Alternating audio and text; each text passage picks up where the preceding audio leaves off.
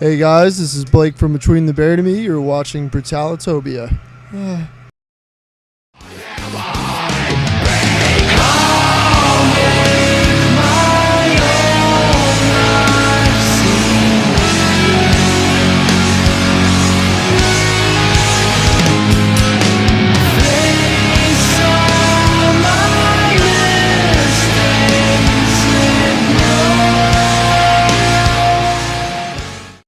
Hey everybody, this is Mick from Brutalitopia here again. Today we are in Joliet, Illinois, Chicagoland area, and I am here, of course, with Blake Richardson from Between the Bear to Me. Blake, how's it going, man?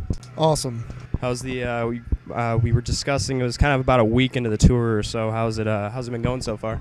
Really, really good, man. It's a really good lineup. I'm really stoked on the bill. So it's like I'm not really surprised that both bands are pulling a lot of kids, and it's been fun. It's been really fun. Like, I was kind of shocked. Like, we played Toledo the other day for the first time, and that was like sold out. It was crazy. It was like 700 kids, but it was like, yeah, it's insane. So there's been some surprising shows for sure. It's awesome to hear. And this is obviously your guys' tour behind the new EP, the Parallax Hypersleep Dialogues. Kind of explain what the new EP is kind of all about for you guys, kind of transitioning off of the Great Misdirect. Well, I think we wanted to kind of do something lighter for our first release on our new label. I think it was something that we've kind of always talked about doing, an EP of sorts, and we had just gotten off Victory and signed with Metal Blade, and I think they decided that sounded like it'd be a good idea to start out with an EP just to kind of get something fresh going and not put too much effort into one big thing just yet, and just to sort of like test the waters and stuff. But it turns out it was good. I mean, it did really well the first week, and really stoked on it. Were there big noticeable differences like immediately from when you went off of Victory onto Metal Blade? Oh yeah, definitely. We they have a very good worldwide presence. As soon as we kind of signed with them, we started getting really good offers for world tours, like Euro tours and stuff like that. So that kind of helps, and that's what we wanted. We want to do that all along, kind of broaden our horizons and kind of not get stuck in just touring the U.S. a lot, trying to do world domination. There you go. And I know for you guys, this is as a band your guys' first actual EP. You guys usually just do full lengths. What was kind of the decision behind that, doing like an EP as opposed to just another full length? I don't know. It was like I said again. It was something that the label was really interested in, and it kind of made sense with the storyline that goes along with the whole concept of the record. Like, it's a first part of a two-part concept, and I guess this part was kind of shorter than whatever the second part's going to expand out to be. So it kind of made sense from both angles. Sure. And I know you guys have said that it's going to be after the EP, you guys are going to be actually recording a full length to support it. Is there any expectation, like, in terms of how or when that's going to be released? Or?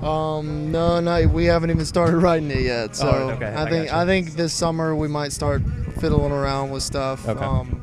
But I think it's going to end up eating a lot of time up as far as writing Sure. it. I think we want to spend a lot of time on it, and not just kind of force something out there. Because I mean, we've been putting out a record, like a release, every 2 years for the past 10 years. So it's kind of like, I don't know, it'd be nice to take a long time to wait a little while and put something out that's really solid.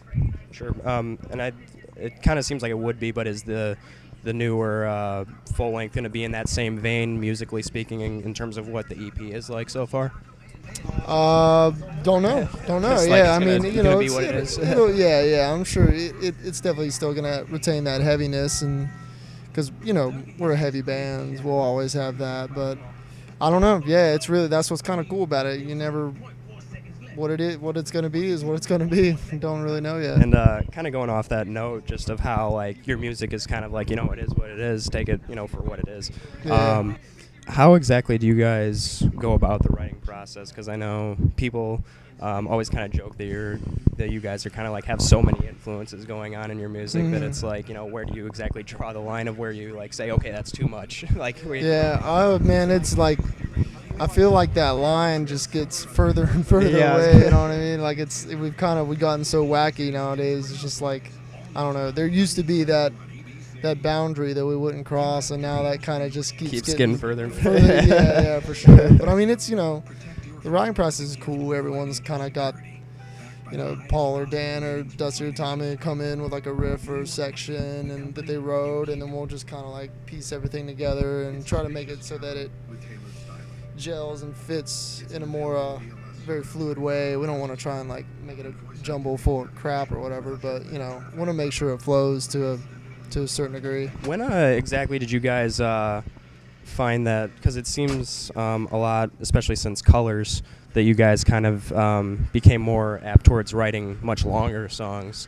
Kind of explain how that like developed in a way, because it kind of like you could kind of sense it was happening like with the earlier records, but it really took full force with like Colors. Like that first record, well, even that first record, no one, like not a whole lot of bands I knew were doing 6-minute long, like crazy progressive dynamic songs. So it was kind of, it was almost like a self goal, like a self challenge. Like, let's see what we can do. Let's see if we can kind of push the boundaries a little bit, go a little bit outside of our comfort zone and try doing some long songs. But well, moving forward, obviously you guys are going to be starting writing the full length soon, but past this tour, after this tour is over, is there any immediate plans for you guys in terms of other stuff lined up? Or no, not as far as immediate. No, I think we're going to take the summer off and probably write and hang out a little bit, and then I think we're going to go to Europe in September, do like a month over there, and then I think we're going to come back and actually we're working on something in the States in around October, November, so that'll be cool. So we're going to definitely do one more big tour off this EP in the States, and then that'll be the last support for this EP here. Cool. Well, I won't keep you too much longer here, but just to kind of leave on a lighter note, I noticed we are watching the Celtics pretty much handle the Knicks right now. Who do you think is going to take it all? Who's going to be in the finals? I hate to say it, but the way the Celtics are playing, I think they might take it. Yeah, Mondo's doing pretty sick.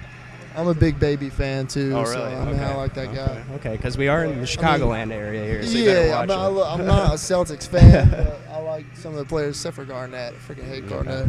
Cool. But I don't know. It sucks. Yeah, none of my teams are really in it this year. Like really, or at least like big. Like you said earlier, kind of the rebuilding stages. Yeah, not even rebuilding though. They're like straight up building. Yeah.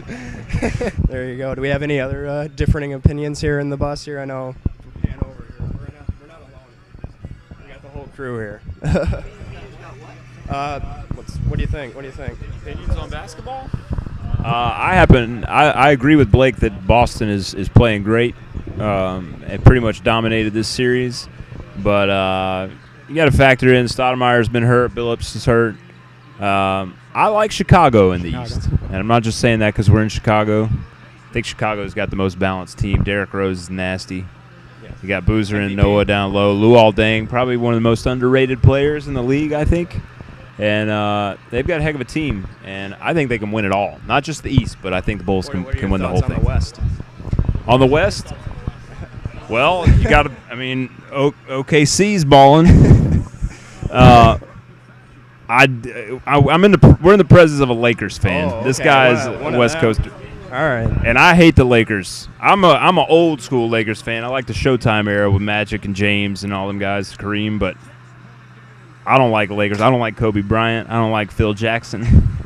I don't like any of those motherfuckers. All around hate them. So in the West, I like OKC, man. I think Oklahoma City might have what it takes. They're a little young, but they have what it takes. And inexperienced, but I think that talent-wise, I don't know if anybody's better than them, But you can't count out, obviously the Spurs. Sure. Can't count them out. You can't count out Dallas.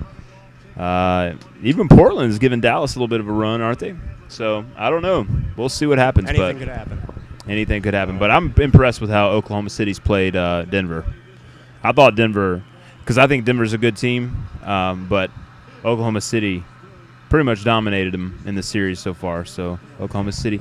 And let's see, what else can I talk about? Let's talk about next year, college hoops. Next year, UNC Tar Heels. My Tar Heels got all starting 5 returning. Harrison Barnes coming back. John Henson coming back. Tyler Zerler coming back. This year, I hope you know. They screwed it? They screwed it, man. Why? I had them going far. Why? They did. They went to Elite 8. They weren't a young team, man. I had them in the 4, and they screwed me over. I did too. They should have. If they would have beat Kentucky, I think they would have won the whole thing. But anyway, yeah, they got all 5 starters coming back. They got James McAdoo coming in. He's a baller.